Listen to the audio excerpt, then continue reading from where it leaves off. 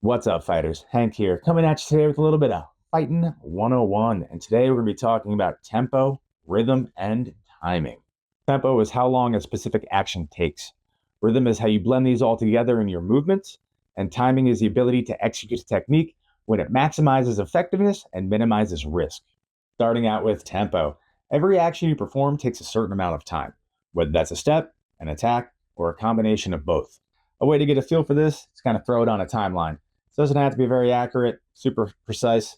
These dashes aren't a real measuring system. It's just a way to get a feel for kind of how long things are going to take in a fight so you can plan accordingly and make better tactical decisions. We can first start thinking about this with the steps. So if we just look at a push step, it's a very short step. You're just lifting your foot up, pressing, stepping, coming back down. Just quick movement, it's a very short tempo. And then if we look at the passing step, where your back foot is going to go in front of your front foot, it's a bigger movement. You're covering more distance. It's going to be a longer tempo. And then if we look at the volta, where you're stepping with that back foot, pivoting and rotating, that is a big movement. It's going to take a long time to do. You're covering a lot more distance though, but it's going to be a long tempo. Now, if we look at this with attacks, so if we're starting out in Vomtog, we cut a Zornhau to long point without a step. That is going to be a very quick attack. It's going to be a short tempo. Though, if we do that same attack with a passing step, it's going to take a little bit longer to do. We're able to generate more power, cover more distance, but it's going to be a longer tempo. Lastly, the Zwerkow with a Volta. So starting out in Vomtog, taking that nice passing step, hitting that pivot, throwing that attack, it's going to take longer to do. It's a big movement, so it's a long tempo. When starting out, it can be easy to fall into the groove of trying to make every step the same, every cut the same, trying to execute techniques the same exact way every single time. While this might ease the learning process a little bit, you don't want to be too robotic in your movements. You don't want every push step to be exactly 5 inches. You don't want every Zornhau to come with a 35-degree step offline. This can make you very predictable in your movements, and it's not good for your fighting. So try to vary the distance and angles of your movements and techniques. As you build this muscle memory, try to blend these movements together to make them smooth and second nature. This is going to help you build your rhythm. Another thing that can help with rhythm is doing footwork and shadowboxing to upbeat music that you enjoy. If you watch professional fights, you might hear an announcer say that a fighter has found their rhythm. This generally means that they're moving confidently, effectively, and remaining composed. Alrighty, so rhythm. We want to kind of visualize rhythm a little bit. We got a fighter down here doing well. They're really feeling themselves.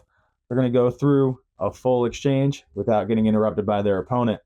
So if you kind of look, we got the approach, the provocation to draw their opponent out, the attack, a good withdrawal because we got a good, safe, smart fighter down here, and then that reset to a ready position like a Vomtog, just ready to get right back into it. So if we're starting out down here, we have our fighter in Vomtog. He's going to step, cutting out to long point. We got a bit of a medium movement right there, and then they're just going to poke in, kind of thrusting towards the face. It's a quick little movement, short tempo. And then their opponent bites. They're going to take a big step around with a nice Zwerkow. That's a big movement, nice strong attack, but that's going to take a long tempo down there. And then their good smart fighter, withdrawing safely, hitting that Abzug, stepping out through a parry, and then resetting back to their Vomtog. You can kind of think about this when you're at home. If you're coming up with combos, you're in your backyard just swinging your sword around, you want to think about kind of how long your movements are going to take and how long each action is going to take to perform, because your opponent can also act within those times. So you have to be doing something to keep yourself safe, whether you're at distance, whether you're threatening, or whether you do something else to manipulate your opponent to open something up so you can safely attack. You can manipulate tempo and rhythm by using feints, pauses, attacking on half beats, and breaking patterns. These are also going to help you get a read on your opponent as you can kind of gauge the reaction to your actions. Starting out with feints. So the most popular feint is that attack feint where you kind of pretend you're going somewhere, switch it up, go somewhere else. But you also have body feints and foot feints that you can use. For a feint, you're often going to stop mid-tempo and then redirect your movement. This is going to help provide an opening by drawing out a longer tempo reaction from your opponent.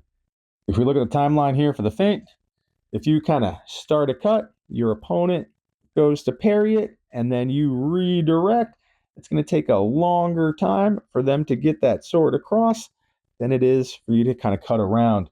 So you're hoping to get that quicker cut in before they get their parry around. And that's what you're using your feint for. Next, we have pauses or slowing down. So mid-motion, you're just going to slow it down or completely stop. You can draw out a movement from your opponent, or it's just going to mess with their timing. So if you had a normal movement and then you just kind of slowed it down, make it take a little bit more time, you're just drawing out the timing of that movement. So sometimes you can get somebody to overreach, misstep, completely open up, or just confuse them. Following that, we have attacking on half beats. So this is kind of you just double up an attack. You think about boxing and they have the double jab where it's just 2 attacks in quick succession. It's not 2 full attacks. You're generally kind of cutting that attack to get them in there nice and quick. So if you think about cutting a Zornhau and then just cutting straight down to the same side again, that's kind of like attacking on a half beat.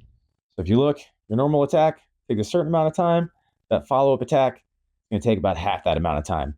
It's not going to be as strong though. That's not what you're looking for. You're looking at cutting in there, messing with that timing, and getting in between that tempo. Lastly, we have breaking patterns. So for this, you're looking at setting a pattern. So you want to do 2 to 3 movements a few times in a row. You want to set some expectations for your opponent so they're expecting to see something. And then when you actually want to attack, you're going to switch it up. So if you kind of think about cutting out to long point, thrusting in a little bit, nice loose cut to the same side, you're going to back out. You're going to walk back in, cut, long point, poke, boom, same side. And then when you actually want to attack, you're cutting, thrusting, and then taking a big step and throwing a strong's work to the other side. So you just got that bop, bop, bop, bop, bop, bop. And then when you're actually looking to attack, it's bop, bop, bop. Really getting in there. Finishing up with timing. So timing is the ability to execute a technique when it maximizes effectiveness and minimizes risk. Your ability to manipulate tempo and rhythm will help out with this. So timing incorporates every aspect of fighting. And one of these is knowing when to act in tempo. So this means if you want to act in the beginning, the middle, or the end of a tempo. One way to think about this is if you're looking at counter, you know somebody's going to throw a big wide overhow, and you will really want to get in there with that twerk, you're going to act at the beginning of the tempo. You want to get that real estate. You want to seize that center line before they get there so you can counter them effectively. So if you're looking to parry somebody, you really want to just hit that sword, get a strong parry in there. You're going to act roughly at the same time so you meet and you can really impart that force. Now, if somebody kind of overreaches, they're off balance, and you know you can kind of chase them in to get that opening, now you're acting more towards the end of the tempo. Fantastic. Well, hopefully you enjoyed that and you learned something. If you have any questions, please let me know down below. Please like, share, and subscribe, and have a good one.